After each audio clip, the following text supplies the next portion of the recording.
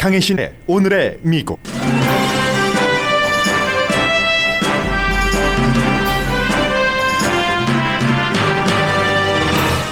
바이든 대통령이 여드레 동안 첫 해외 순방을 떠났습니다. G7 정상회담 등에서의 목적은 우방국이 미국의 손을 놓지 않도록 설득하는 것인데 분명 락스타 대접을 받을 게 확실합니다.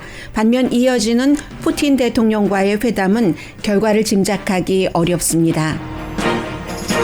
과테말라와 멕시코 대통령을 만난 해리스 부통령은 이민을 말하고 싶어 하는데 민주공화 양당에서는 반대 이슈로 부통령을 비난합니다. 연방 상원이 중국과의 경쟁에서 이기기 위해서 마련한 2,500억 달러 규모의 미국 테크놀로지 업계 지원안을 초당적으로 통과시켰습니다. 공화당과 바이든 대통령과의 기간산업 협상은 깨졌습니다. 세계 최고 부자들이 연방소득세를 한 푼도 안 냈다는 보도가 있은 뒤 당사자들은 말하고 그 말을 들은 일반인들은 잘했군 잘했어라고 하진 않습니다.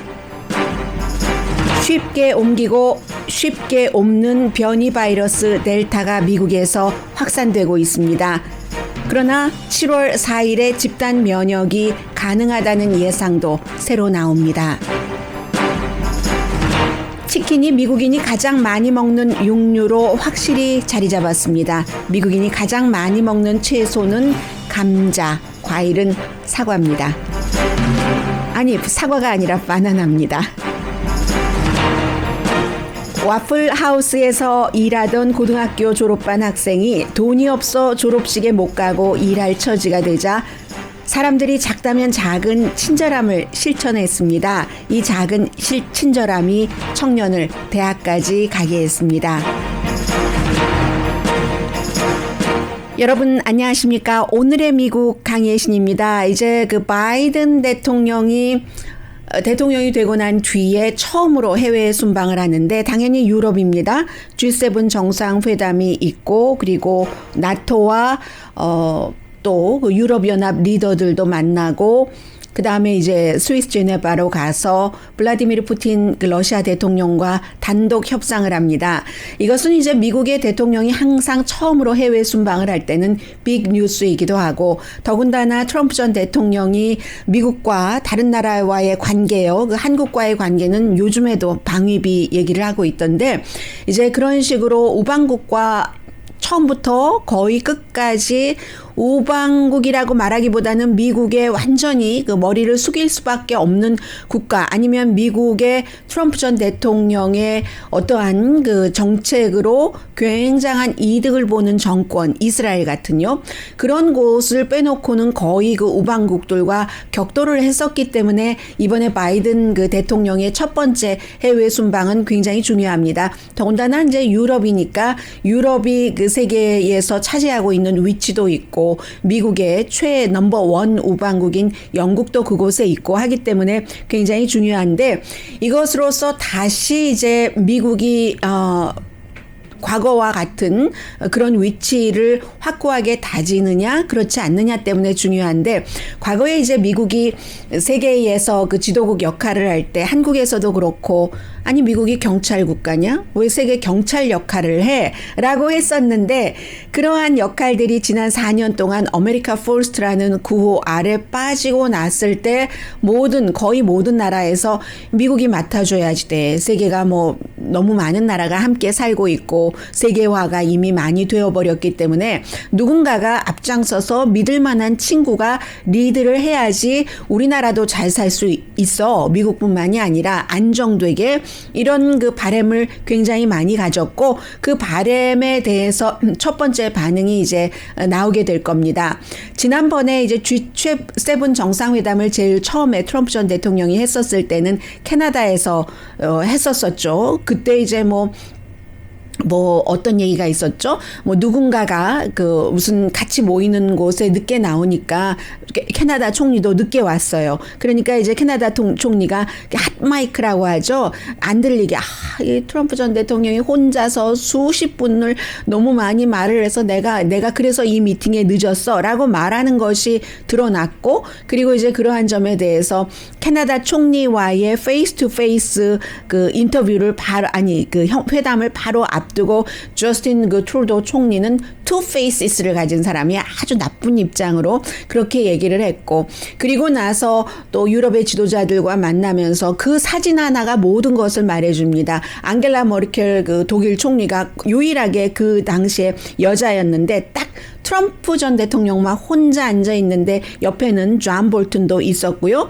그리고 이제 그 당시에는 그 일본 총리도 아베 신조도 이렇게 팔짱을 끼고 뭐 쳐다보면서 다른 사람들도 전부 트럼프 대 다른 사람들, 다른 나라 지도자들 해서 격돌하는 그런 모습이 있었고, 그리고 나서 헬싱키에서는 이제 푸틴만 좋다고 하고, 이 모든 것들이 이번에는 다 반대가 되게 되는 그런 그 회담 미팅들인 겁니다.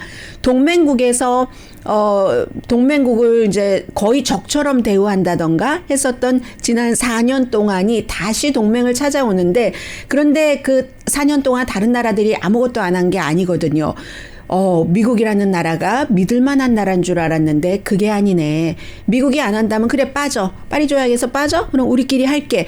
하면서 유럽에서도 어느 정도, 유럽 아니라 다른 나라에서도 야, 미국의 지도자가 저렇게 얼굴을 싹 바꾸면은 우리가 이런 난처한 처지가 되네 하면서 나름대로 이제 모색해왔던 것들이 있고, 그러한 모색 중에 중요한 게 중국과 손을 잡는 것들이었었죠.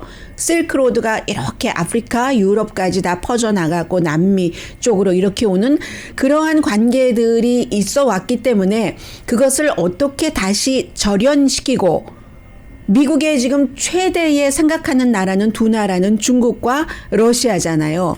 적국으로 경쟁국으로 그 사이를 왔다 갔다 하면서, 그렇기 때문에 이게 4년 동안 이 미국 없이 우리들은 어떻게 살아가야지 되는가를 모색했던 국가의 지도자들에게 미국과 같이 손을 잡아야지 되고, 이 손을 놓으면 안 된다 하는 것을 안심시켜야지 되는 게 바이든 대통령의 임무입니다. 뭐 기후변화라든가 팬데믹이라든가 모든 분야에서 다 마찬가지고요. 분명한 것은 이번에는 어떤 서로 지도자들끼리 서로를 모욕한다던가 그런 일은 없을 테고, 뭐 나토 그 지도자들 미팅에서 무슨 대통령 딸이 가서 대통령 자리에 앉아서 뭐 회담에 참석을 한다던가, 경험이 전혀 없는 딸이, 그런 일도 없을 겁니다. 그런데 한 가지는 애매한 것이 블라디미르 푸틴 러시아 대통령을 만나는 것을 두고 지금 미국 내부에서도 아니 만나긴 왜 만나, 너무 일찍 만나네, 요즘 러시아가 하는 것 좀 봐, 미국에 대해서 사이버 공격하고 여러 가지 얼마나 이렇게 왜 푸틴을 미국 대통령이 취임하고 첫 번째 순방에서 만나줘서 세계 무대에 다시 한번 올려줘야지 되지, 독재자 푸틴을, 이런 얘기를 미국 내부에서도 합니다. 그러나 바이든 대통령은 분명히 뭐 여러 가지 그동안 푸틴이 미국에 했었던 것에 대해선 얘기를 할 것이고, 그리고 이제 러시아와도 뭐 다 용도에 맞게 서로 활용을 하면 되니까 이런 형태로 지금 만나는데, 그것이 아주 쏴한 분위기가 될지 아니면 뭐 그럭저럭 하네, 뭐 아니면 굉장히 좋다고 될지는 아무도 지금으로서는 상상할 수가 없고, 먼저 런던에 가죠.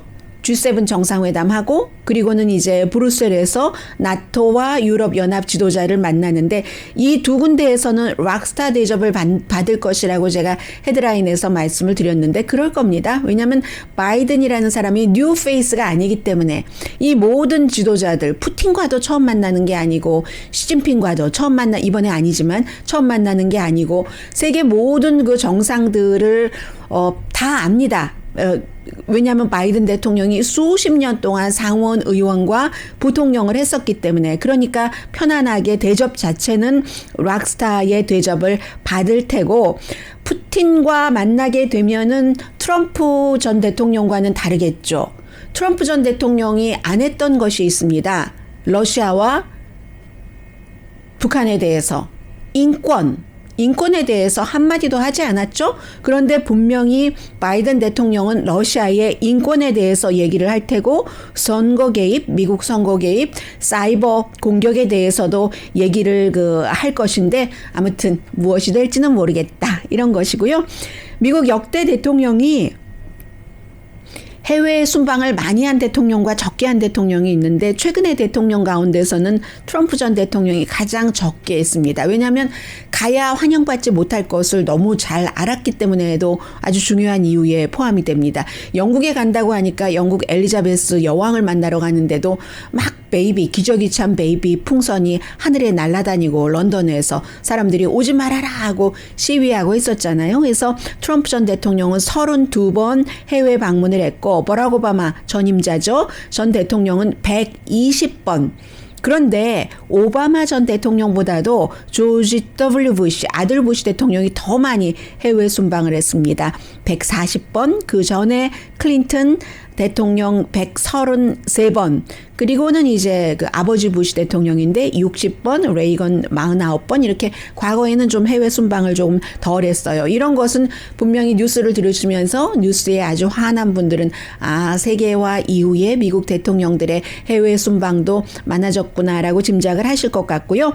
그래서 이제 이렇게 중요한 일인데 기자단들의 그 비행기 출발이 거의 7시간 늦어졌거든요. 어제 대통령 수행 기자단이죠. 전세기를 타고 가는데 왜 그랬냐면요. 참 매미 한 마리 때문에 그 매미가 비행기에 뭔가를 방해하기 때문에 7시간 겨우 이제 매미 해결을 하고 나서 떠난 그 흔한 매미가 막 울잖아요. 막 소리를.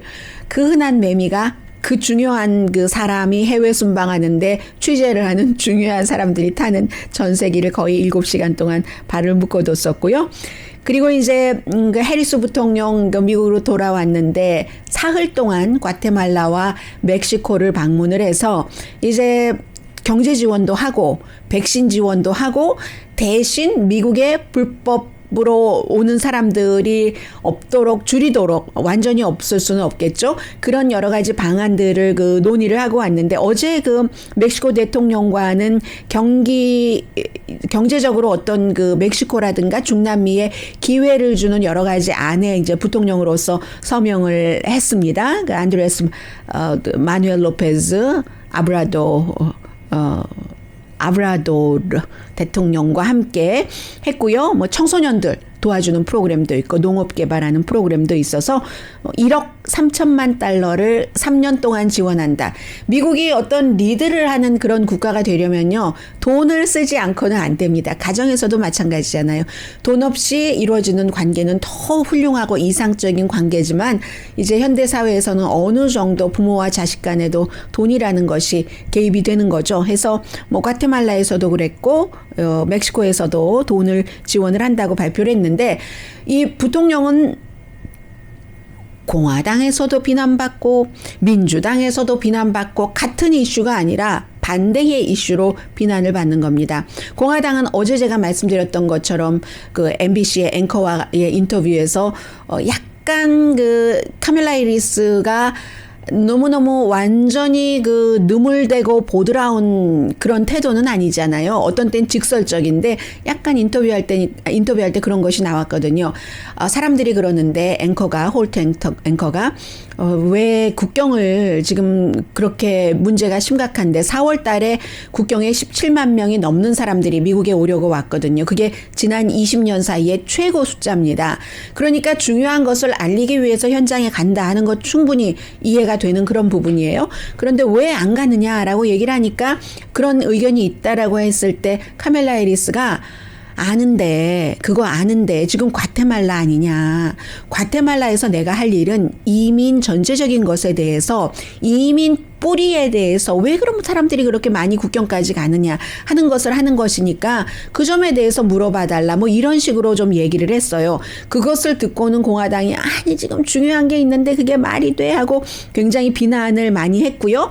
또 이제 말할 때 listen 제 얘기 좀 들어보세요 라고 please는 안 했어요. listen 하면서 저 전에도 미국과 멕시코 사이에 국경에 갔고 앞으로도 갈 겁니다. 왜 제가 지금 꼭 가야지 된다는 그런 뭐 가는 것도 좋지만 지금은 저는 이 과테말라에 와서 이 문제를 풀고 있잖아요. 하니까 이제 공화당에서는 비난을 하는 것이고 과테말라에 있을 때는 이민의 뿌리에 집중하자라고 얘기를 해서요. 국경이 중요한데 라고 공화당은 얘기를 하는 거고 그리고 민주당에서는 알렉산드리아 오카시오 콜테스 뉴욕이 지역구인 가장 민주당에서 진보적인 가장 왼쪽에 있어요. 젊은 이 의원이 뭐라고 얘기를 하냐면 과테말라 방문 실망스럽다. 왜냐하면 거기서 오지 말라고 얘기를 했잖아요. Do not come. Do not come 이라고 얘기를 했기 때문에 이 알렉산드리아 오카시오 콜테스 의원은 미국에 이렇게 오려고 하는 그런 사람들, 미국 국경에서 난민 신청을 미국에 하는 사람들은 100% 합법이다. 그런데 do not come 하면서 실망스럽다고 얘기를 했습니다. 그런데 이것도 그 알렉산드리아 오카시오 콜테스가 조금 말을 중간 부분만 한 거예요. 분명히 do not come 하면서 불법으로 미국에 올 생각은 하지 말라고 얘기를 했거든요. 카멜라 해리스는 과테말라에서 불법이라는 얘기를 분명히 아무튼 했습니다. 그런데 이제 진보는 진보대로 공화당은 공화당대로 이 카멜라 해리스 그 부통령이 하는 일이 싫다는 거예요. 본인들이 원하는 쪽으로 더 많이 해주지 않기 때문에. 그런데 이 이민이라는 이슈는요.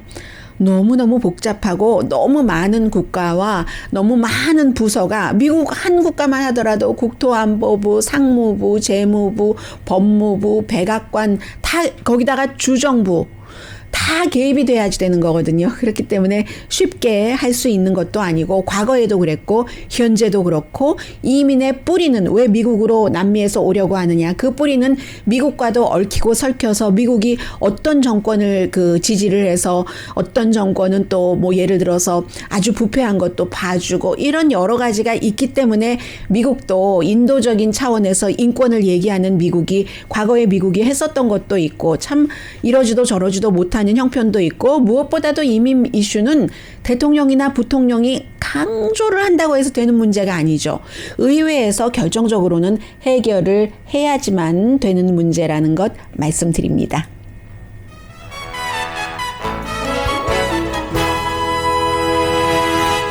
네, 그리고 또 하나 이민에 대해서는 최근에 이제 그 바이든 대통령이 행정명령 내놓은 것 가운데서 모든 분들께 다 해당되는 게 아니니까 여러분들께 다 전해드리지는 못하는데 과거에 예를 들어서 가장 큰 차이점이 뭐냐면은 트럼프 전 대통령 때는 무조건 잡아라, 무조건 잡아서 내보내라 하는 그런 것들이 있었는데 그것을 지금 안 하게 했거든요.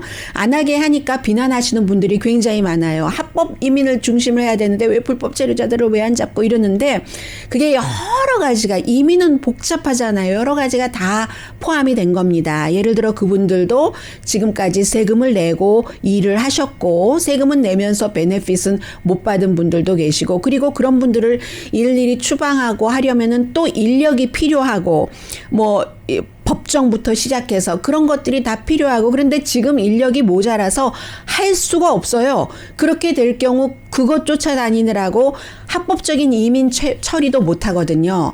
1년 동안 뭐 이민에 대해서 강경한 정책을 하려고 원래 했는데 코로나 바이러스 사태가 일어나니까 국무부가 올 스탑해 버렸잖아요. 비자에 대해서. 그렇기 때문에 이제 과거에 했었던 대로 뭔가 죄를 저지르지 않고 그랬었던 사람은 뭐 바로 추방 절차를 밟는다던가 이런 일이 없도록 하는 행정명령 같은 것은 바이든 대통령이 발표를 얼마 전에도 했는데 그러한 모든 것들은 대통령이 바뀌면 또 바뀌기 때문에 근본적으로는 이 문제는 뭐 뿌리를 해결해야지 된다는 말 맞고요. 그리고 미국 내부에서는 의회에서 해결을 해야지 되는 거죠. 이상한데요. 마이크 마이크 이렇게 올라가는 그래프 있잖아요. 다른 날보다 굉장히 많이 올라가요. 마이크 레벨은 똑같은 것 같은데 시끄러우셨어요?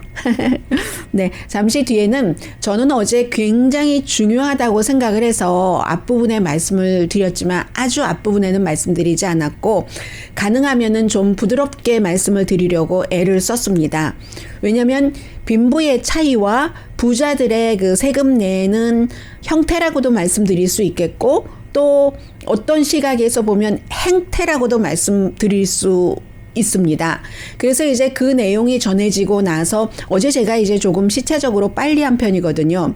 다른 많은 매체들이 이제 주요 매체들이 아주 그런 것을 전문으로 다루는 그 매체가 있기 때문에 프로퍼블리카를 인용을 해서 보도를 하니까 조금 시차적으로 늦어질 수밖에 없었어요. 그런데 제가 여러분들께 전했었던 것보다 훨씬 다른 그 미국의 대체적인 주요 매체가 전하는 것이 더 이 부자들의 세금 안 내고 절세하고 합법적으로 하는 것을 더욱 강하게 비난하는 톤이거든요. 오늘 이제 그에 대해서 세금을 안 내는 부자들도 얘기를 했어요. 그들은 무엇이라고 말하는가를 좀 들려드리겠고요. 그리고 또 뭐가 있습니까? 네. 미국이 지금 항상 머릿속에 생각하고 있는 것은 중국이에요. 예전에 그 트럼프 전 대통령 머릿속에는 항상 힐러리 클린턴이 들어있었다. 오바마가 들어있었다. 이런 게 있었잖아요. 그처럼 미국이라는 국가에는 중국이라는 게 들어있어서 국가적으로 하는 중요한 거의 모든 일들은 중국을 타겟으로 하는 겁니다. 잠시 뒤에 전해드립니다. 라디오 서울 방송 오늘의 미국 듣고 계십니다. 네, 마이크에 울림이 조금 있었다고 얘기를 하시는데요. 지금은 어떠세요? 네. 미국의 그 세금이요. 부자는 그럼 세금을 얼마나 내야지 될까?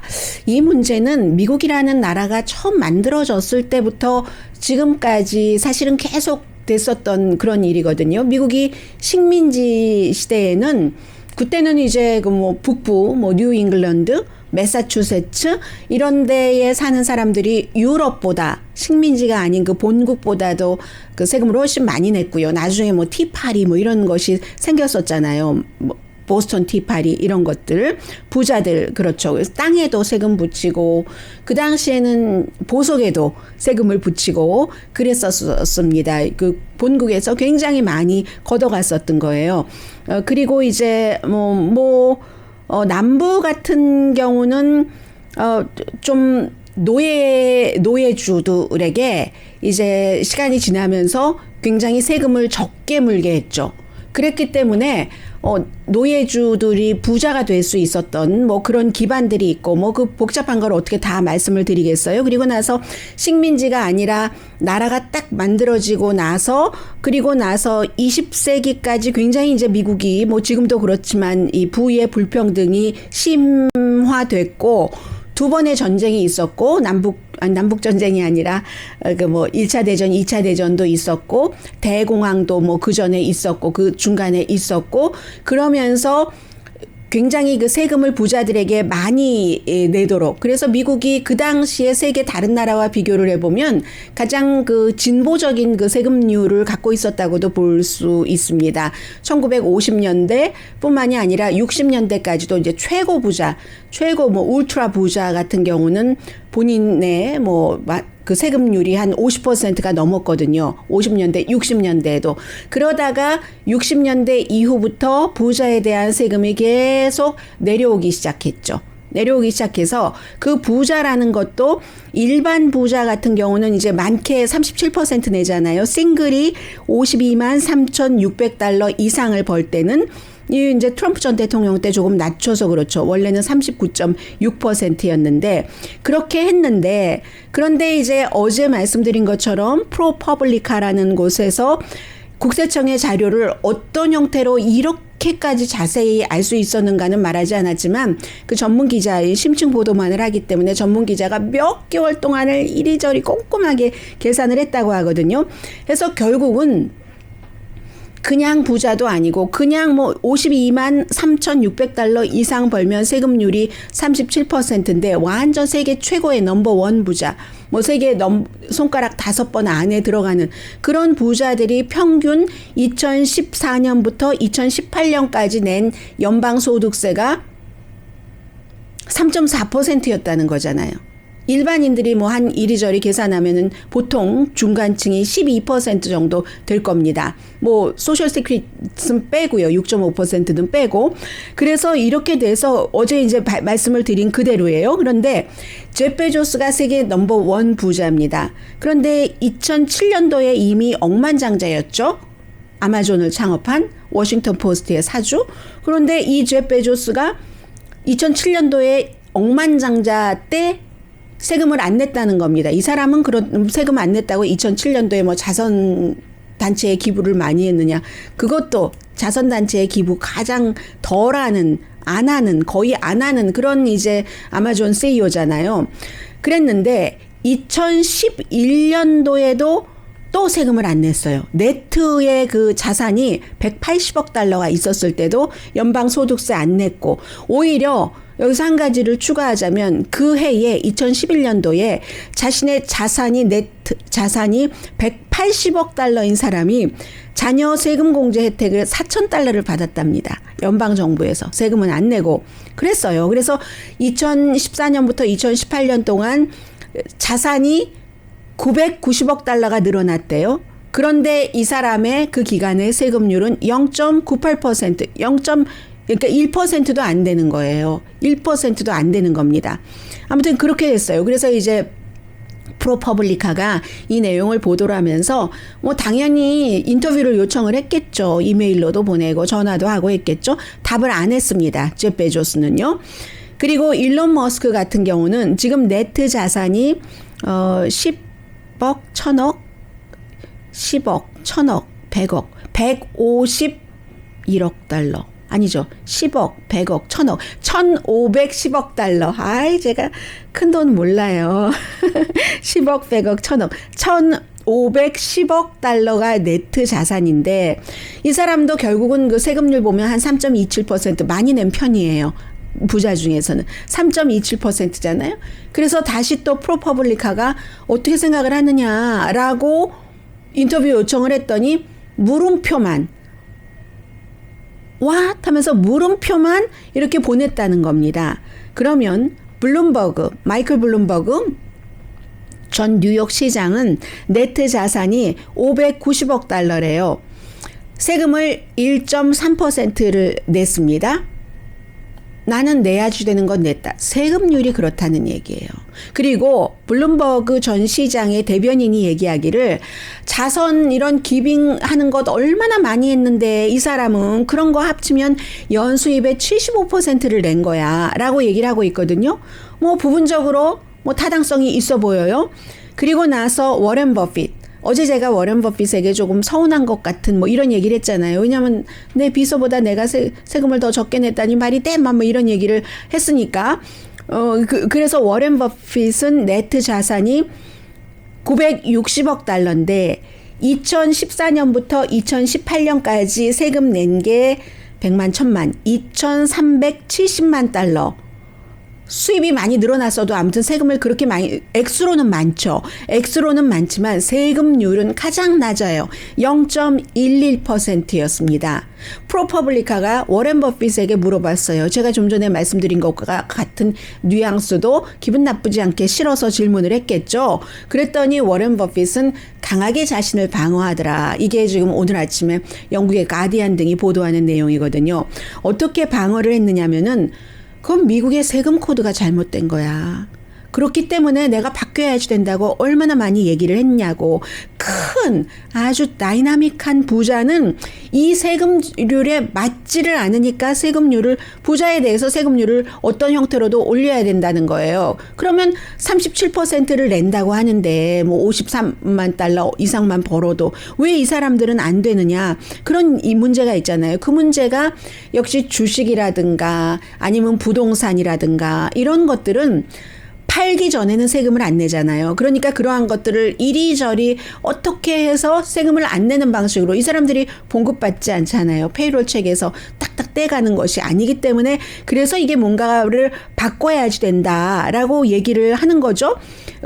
워렌 버핏의 경우는 나는 내가 살아있을 때건 내가 죽어서건 내가 만들어 놓은 자산의 99%는 사회에 환원한다고 서약을 하지 않았느냐. 뭐 빌 게이츠랑 다 한 서약, 그 서약을 얘기를 한 거예요. 그렇기 때문에 나는 이 세금률이 맞지 않아서 그런 거지 잘못된 게 아니다라고 얘기를 하는 겁니다. 그래서 지금 바이든 대통령이, 그러니까 부자들은 흥청흥청 사죠. 사고 쓰고 비즈니스 익스펜스 하고 자동차도 한 대도 아니고 두 대도 아니고 뭐 석 대도 아니고 집을 살 때 자동차가 뭐 너무 많이 들어가야지 되고 전세기도 있고 하잖아요. 그런데 하기 때문에 바이든 대통령이 자본소득세 인상을 고려한다는 거죠. 무슨 그런데 이것도 별 의미가 없어요. 안 팔면은 그만이니까. 어떤 형태로 뭐 돌려받기 하고 하면은 그만이니까 어떻게 할 수가 없는데, 이제 미국에서 그렇기 때문에 엘리자베스 워렌이라든가 버니 샌더스라든가 이런 사람들은 그 최고 부자, 앞서 말씀드린 그런 울트라 부자 같은 경우는 네트 자산의 3%를 세금으로 내야지 된다. 이런 안을 발의를 하지만 가능성 없겠죠. 당연히 가능성이 없을 것 같고요. 이제 그 부자들 자신이 뭔가를 바꾸지 않는 한, 얼마 전에 말씀드린 것처럼 미국에서 적어도 100만 달러 이상 자산을 150만 달러든가요? 그런 자산을 가진 사람들이 patriotic millionaires에서 부자들에 대한 세금을 어떤 형태로든 올려서 받아낼 수 있는 형태로 올려야지 된다 하는 것을 지금 주장을 하고 있잖아요. 자신들이 해야지 되는 거죠.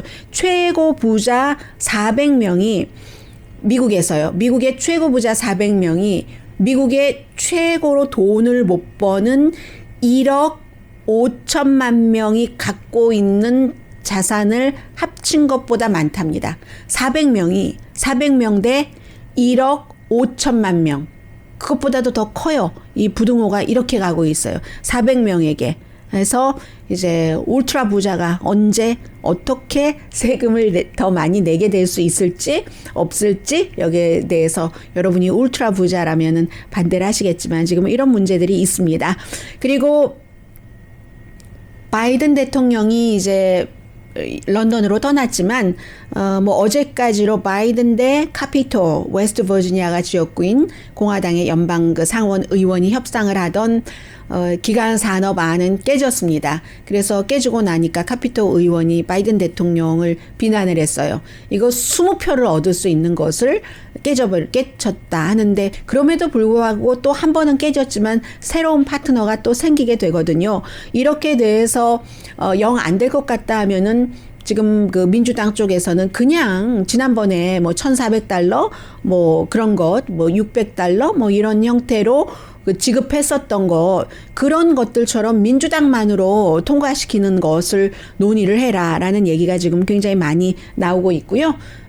중국에 대해서 어떠한 힘듦을 주는 그런 그 법안에 대해서는 잠시 뒤에 말씀드려야지 되겠네요.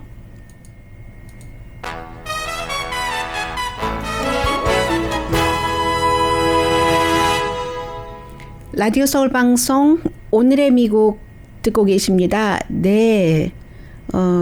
지금 그게 지금 뉴스가 되고 있죠. 엘살바도르가 처음으로 그 국가별로는 세계에서 합법적인 화폐로, 커런시로 비트코인을 선택을 한 겁니다.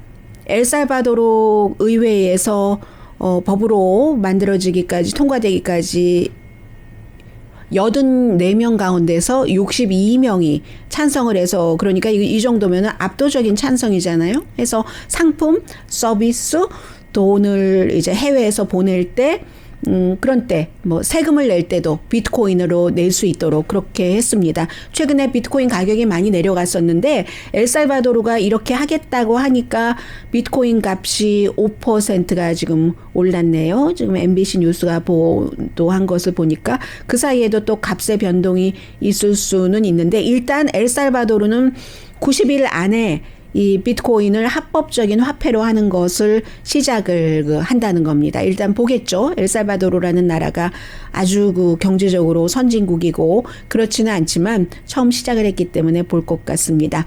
그리고 미국 의회는 인준 청문회 말고는 바이든 행정부 들어서 이 정도의 많은 표차로 통과시킨 안을 처음 봤습니다. 중국에 대해서 중국을 겨냥해서 하는 건데 중국을 어떻게 나쁘게 하자 하는 게 아니라 중국을 우리가 이기기 위해서는 미국의 테크놀로지를 굉장히 지원을 해야지 된다는 그런 지원안입니다. 10억, 100억, 1000억, 2500억 달러를 지원을 하는데 이게 이제 앞으로 10년 동안 어디에 과학적인 것, 특히 인공지능에 굉장히 포커스를 둔다고 얘기를 했거든요. 그래서 미국 혁신과 경쟁 법안 하는 겁니다. 즉시 500억 달러를 컴퓨터 칩, 지금 미국이 굉장히 중요하게 생각하고 있어요. 그리고 새로운 테크놀로지 분야에 전국 과학재단이라는 게 있어서 그쪽을 중심으로 해서 지원을 하고 인공지능도 연구를 하고 또 100억 달러는 상무부에 지원을 해서 역시 새로운 테크놀로지입니다. 전부 새로운 테크놀로지예요. 이런 것을 통과시키고 나서 척 슈머 민주당의 상원 원내대표가 이러한 것들이 꼭 중국과의 경쟁인 것뿐만이 아니라 높은 임금을 받을 수 있는 새로운 일자리를 앞으로 10년 동안 많이 만들어낼 것이다. 혜택을 받는 곳은 지역은 뉴욕, 샌프란시스코 물론인데 뿐만이 아니라 어스틴을 넘어서 작은 플레이스에도 작은 도시라든가 어떤 지역에도 지원을 할 것이다 라고 발표를 했고요. 중국은 합법적으로 또 불법적으로 이 테크놀로지를 통해서 어떠한 어드밴티지를 가지고 간다는 얘기예요. 그래서 그러나 중국이 미국의 처지는 절대로 미국만큼 잘할 수 없는 한 가지가 있다라고 얘기를 합니다. 연구와 과학에 강하게 투자하는 것. 중국이 강제적으로 무엇을 하고 카피하고 저작권료 안 내고 이러한 것들로 인해서 빨리빨리 쉽게 발전을 할 수는 있지만 미국은 굉장히 좀 그런 부분에서도 중국보다는 신사적이잖아요. 미국을 중국이 따라오지 못하는 것은 연구와 과학에 아주 집중적으로 강하게 많은 돈을 투자하는 것. 그리고 지금 그걸 해야지 될 때다라고 얘기하는데 이 부분은 맞는 얘기죠. 왜냐하면 미국이 사람들이 노벨상 그거 누가 요즘 생각이나 해라고 얘기를 한다지만 노벨상이라는 것의 기준을 보면은 그 나라의 국력이 이렇구나. 의학상, 물리학상, 화학상 미국 사람이 안 들어가는 공동 수상자일 경우는 단독 수상 물론이고 한 번도 없을 그럴 정도잖아요. 그게 다 미국이 그만큼 이제 고등학교, 중학교, 수학, 산수 잘 못하고 초등학교까지 그런다 하더라도 딱 고등교육에 들어가면 차이가 확 나는 거죠. 그리고 거기에는 항상 이민자들이 포함이 됩니다.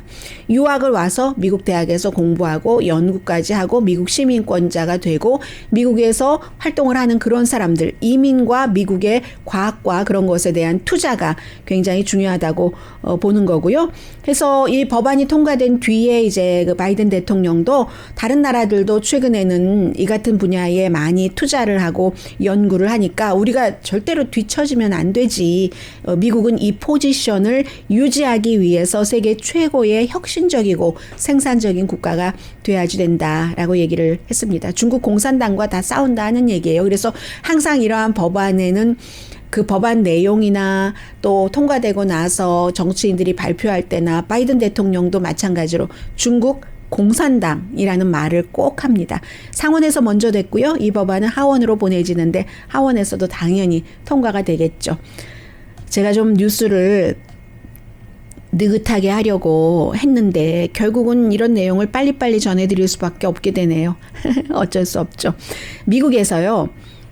1970년대까지는 치킨은 소고기, 돼지고기, 계란에 다 뒤졌습니다. 그런데요. 당연히 소고기를 제일 많이 먹었었고 2004년도 와서 이게 조금씩 차고 올라오더니 치킨이 더 많아지기 시작하더니 그 사이에 조금 치킨 소비가 내려가긴 했지만 그래도 소고기 소비보다 지금 훨씬 많아요. 2004년부터 지금까지. 그리고 최근에 다시 또 올라가고 조금 내려오고 올라가곤 하지만 치킨, 뭐 빨간 고기, 하얀 고기 이거 하는 거예요. 그에 비해서 피쉬, 터키 같은 것은 항상 맨 아래예요. 계란보다도 훨씬 적게 먹네요. 그리고 채소는 순서만 말씀드립니다. 시간 때문에요. 감자, 양상치, 도마도, 어니언, 캐비지, 샐러리, 그 다음이 당근, 옥수수, 고구마, 오이, 벨페퍼, 또 뭐 브로콜리, 하얀색 브로콜리, 그 컬리플라워 뭐 이런 순서거든요. 그런데 최근에 많이 올라오는 것은 감자는 그래도 계속 유지를 하고 있어요. 탑에서. 최근에 많이 올라오는 건 도마도를 안 먹어서 목이 쉬네요. 도마도입니다. 도마도라는 것. 그리고 과일은 저 애플이라고 잘못 말씀드리려고 했어요. 애플이 1995년도 뭐 90년도까지는 위였는데 90년대 이후부터 바나나가 뭐 좋다, 골다공증 안 걸리려면 먹어야 된다 이런 얘기 막 나오고 하면서 바나나가 지금 넘버 원을 차지하고 있습니다. 잠시 뒤에 뵙겠습니다. 혜화야, 내가 어저께 너와 시간을 많이 보냈지? 그랬더니 목이 쉰다. 서울에서 친구가 왔거든요. 그랬더니 피곤하진 않은데, 왜냐하면 친구랑 맛있는 음식 먹고 좋은 대화하고 서로를 뭐 생각 같은 것도 다른 것을 느낄 수 있고 하는 좋은 시간이었기 때문에, 그래서 기분은 좋은데 목은 많은 시간을 보냈었다고 말해주고 있네요.